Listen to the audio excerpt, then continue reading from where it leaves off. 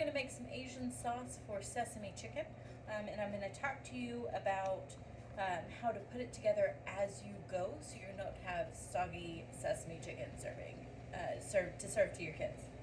Okay, so in a pan on medium heat, and let that heat up for just a second. We have some sesame oil. If you don't have sesame oil, it is not the end of the world. Just go ahead and use veg oil. Remember, with sesame oil, a little bit goes a long way. It's a very intense flavor. So just use what the recipe calls for, or use veg oil. It's not going to be terrible. Okay, so I'll let this heat for just a second.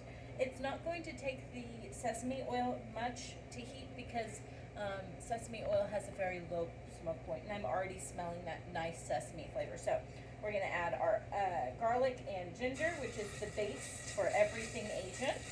Okay, I'm going to let that saute for just a second.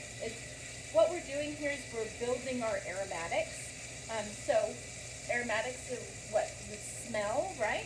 And you will be able to smell the onions and the garlic and the sesame oil together, and it smells amazing. Okay, so I'm not going to let that cook very long before I add my onions. Then we get that going. I'm going to let the onions sweat for just a little bit before I start adding all my other flavorings, okay?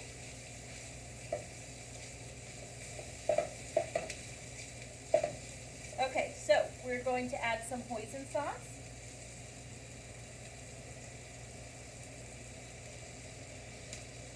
Some General Tso's sauce.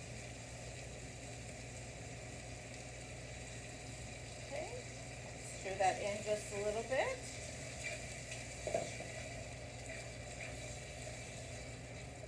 Beautiful. Oh, this is starting to smell very, very delicious. Next, we're going to add some sambal. This is a little bit spicy, but it has a lot of like garlic flavor, which is really nice. If you are making this for your tiny kids, go ahead and maybe omit this because it is just a little bit spicy.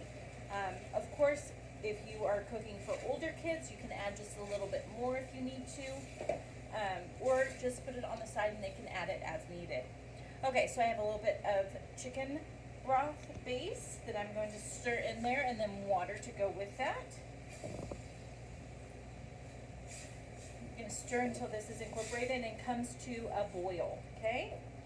So just a little bit. Now, when putting this together, you can make the sauce the day before, absolutely. You can store it for up to 7 days in your walk-in, which is really nice. But to serve it, I like to keep it separate from my chicken nuggets, and pour it on or mix it in as needed, so you don't have soggy chicken. Nobody wants to eat soggy chicken. Okay, so now that this has come to a boil, you can kind of see the texture of the sauce is changing just a little bit. It's nice and syrupy in texture, so it'll coat the chicken really nicely. So now that this is done, I'm going to add my sesame seeds. Delicious. Stir those in. And then I'm going to get my chicken out of the oven real quick. And then we'll drizzle in my hotel pan. I'll transfer these into a hotel pan and then drizzle the sauce over them, and then they'll be ready to go.